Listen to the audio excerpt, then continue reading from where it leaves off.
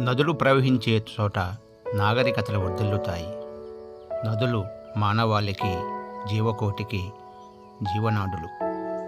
మన దేశంలో హిమాలయ పర్వతాలు, దీపకల్ప పీఠభూమిలో పశ్చిమ కనుమలు ప్రధాన నదీ జన్మస్థానాలు. గంగా, యమున, గోదావరి, కృష్ణ, కావేరి, నర్మదా, తుంగభద్ర, తపతి, పినాకిని, స్వర్ణముఖి, ఈ విధంగా నదులన్నింటికీ స్త్రీమూర్తుల పేర్లు ఉంటాయి.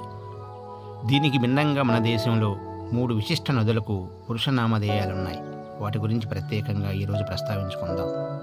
అవి హిమాలయ నదుల్లో ఒక ప్రధాన నది బ్రహ్మపుత్ర నది, బీహార్ దుఃఖదాయినిగా ప్రసిద్ధి పొందిన దామోదర్ నది, గంగా నదికి ఒక ప్రధాన ఉపనది అయిన సోన్ నది. మన దేశంలో పురుషనామాలున్న నదులివి. సోన్ నది ద్వీపకల్ప పీఠభూమిలో ఒక ప్రధానమైన నది. మధ్య భారతదేశంలో నర్మదా నది పుట్టిన ప్రదేశంలోనే ఈ నది కూడా జన్మిస్తుంది. ఉత్తర దిశగా ప్రవహించి పాట్నా సమీపంలో గంగా నదిలో కలుస్తుంది. ద్వీపకల్ప పీఠభూమిలో జన్మించి గంగా నదిలో కలిసే అతి పెద్ద నది సోన్ నది. ప్రస్తుత జార్ఖండ్, పశ్చిమ బెంగాల్ రాష్ట్రాల్లో ప్రవహించే నది దామోదర్ నది. ద్వీపకల్ప పీఠభూమికి ఈశాన్య ప్రాంతంలో ఉన్న సోటానాగపూర్ పీఠభూమిలో ఈ నది జన్మిస్తుంది.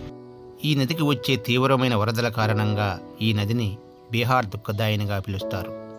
స్వాతంత్రం వచ్చిన తర్వాత వరదల నివారణకు, జలవిద్యుత్ శక్తి ఉత్పాదన కొరకు ఈ నదిపై అనేక ఆనకట్టలు నిర్మించారు.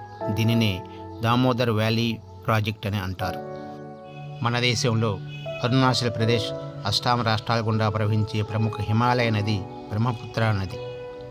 బ్రహ్మపుత్ర నదీ లోయ ప్రాంతము ప్రపంచంలోనే అతి భారీ స్థాయి వరదలు సంభవించే ప్రాంతము.